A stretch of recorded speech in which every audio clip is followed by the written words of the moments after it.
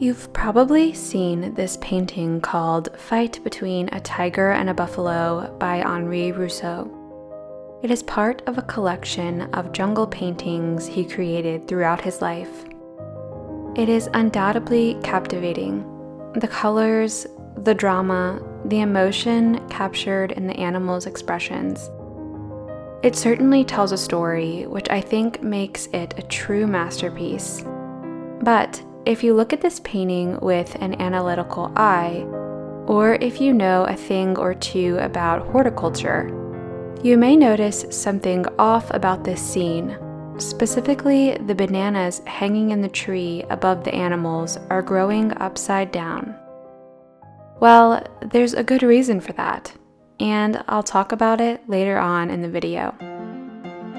Henri Rousseau was a French post-impressionist painter born in Laval, France in 1844. He came from humble beginnings, and as a child, he worked with his family as a tinsmith. He did not excel in school, except for the arts where he received prizes in drawing and music. Since he excelled in art at a young age, you may think that Rousseau immediately became an artist once he reached adulthood. This is actually not the case though. He went on to study law and became a lawyer up until he committed a perjury and ended up joining the army instead. Here he served as a saxophone player in an infantry band. He eventually made his way to Paris and became a customs clerk just outside of the city. He began making art more seriously in his early 40s, but didn't create art full-time until his retirement in 1893, when he was 49 years old. Rousseau's first well-known masterpiece was exhibited in 1891. It was called Tiger in a Tropical Storm, Surprised, and it's shown on the screen right now. It gained popularity when it received a serious review from an artist named Felix Vallotton, who wrote, quote, "His tiger surprising its prey ought not to be missed. It's the alpha and omega of painting," end quote. It would be more than a decade before Henri Rousseau would create another one of his famous jungle paintings. Although Henri Rousseau is considered an artistic genius now, while he was alive, he was thought of as an outsider in the official art world of Paris. Although he painted things like landscapes and portraits, much like traditional artists of his time, he carried them out in his own style and without regard for the rules of the establishment. He was a self-taught artist and never received a formal art education, so many people did not care for his naive and primitive art style. This perception led him to make very little money from his art during his lifetime. In 1897, he created another masterpiece that you may be familiar with, known as the Sleeping Gypsy, shown on the screen right now. Albeit not in the jungle, this piece of art is equally otherworldly. It depicts a lion hovering over a sleeping woman with a mandolin beneath a full moon. This is my favorite painting of Rousseau's. I'm not sure why, but I think it's the contrast of the bright blue night sky with the woman's pink hair. And then there's the eyeball of the lion that appears so sharp on the canvas. I think this painting is a perfect example of dramatic irony, because we as the audience know that the woman should be the one who's scared, because the lion could eat her at any moment, but she's oblivious and asleep. Instead, the lion is the one that looks afraid. It definitely makes me feel serene and peaceful, yet terrified all at the same time. Let me know how it makes you feel in the comments section down below. Rousseau tried to sell this painting to the mayor of his hometown in Laval, Paris, which was unsuccessful, and it now lives in the Museum of Modern Art in New York. In 1904, Rousseau returned after a 10-year hiatus from making jungle paintings and created 2 pieces of art in the series. The first was called Scout, Attacked by a Tiger, and the second was a large oil painting called The Hungry Lion Throws Itself on the Antelope, which you can see on the screen right now. As the lion bites into the neck of the antelope, there is an audience of animals watching in the background.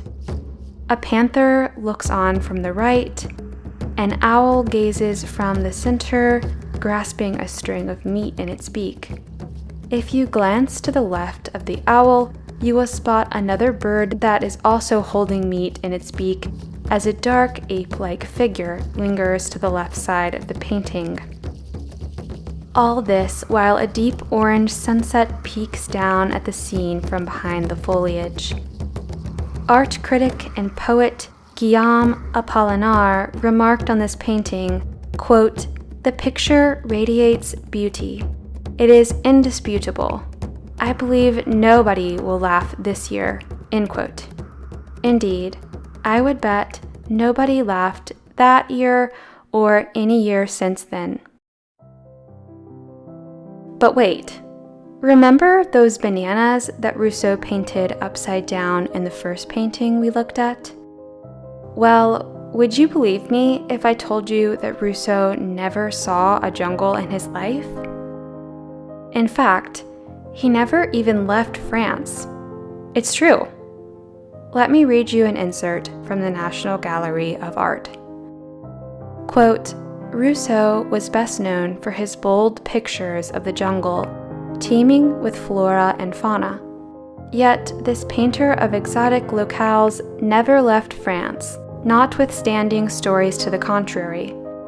His paintings were instead the concoctions of a city dweller, shaped by visits to the botanical gardens, the zoo, and colonial expeditions, as well as images of distant lands seen in books and magazines.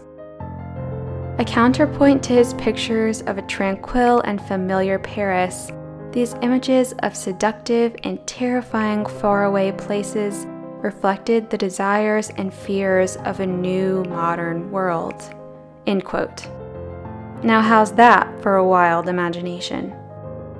So, do you think he could have painted the bananas growing the wrong way because he had no idea which way bananas grow because he'd never actually seen them in person? Or maybe he just preferred them this way. Maybe he was trying to make a point to the viewer. Let me know why you think he did this in the comments below. The last painting Rousseau created was in 1910, just prior to his death, and was titled The Dream. This piece of art features a surreal portrait of Jadwiga, Rousseau's Polish mistress from his youth. The piece of art shows her gazing over a lush jungle landscape, overflowing with lotus flowers and exotic animals like lions, monkeys, birds, an elephant, and a snake. The woman outstretches one arm toward the snake charmer to the right of her.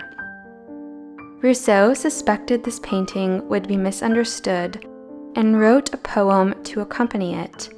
The poem reads, "Jadwiga is a beautiful dream, having fallen gently to sleep, heard the sounds of a reed instrument played by a well-intentioned snake charmer. As the moon reflected on the rivers or flowers, the verdant trees, the wild snakes lend an ear to the joyous tunes of the instrument."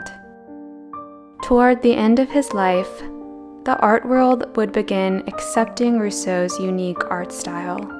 This is largely due to younger, up-and-coming artists like Pablo Picasso and Alfred Jarry, who appreciated his unrestrained approach to painting. Ultimately, Rousseau created 25 pieces of jungle artwork, and yes, without ever stepping foot in a jungle, other than the one he visited in his own mind. Amazing, isn't it? I would like to end this video with a quote by Carl Sagan, who said, "Imagination will often carry us to worlds that never were, but without it, we go nowhere." End quote. Thank you so much for watching, and I'll see you in the next one.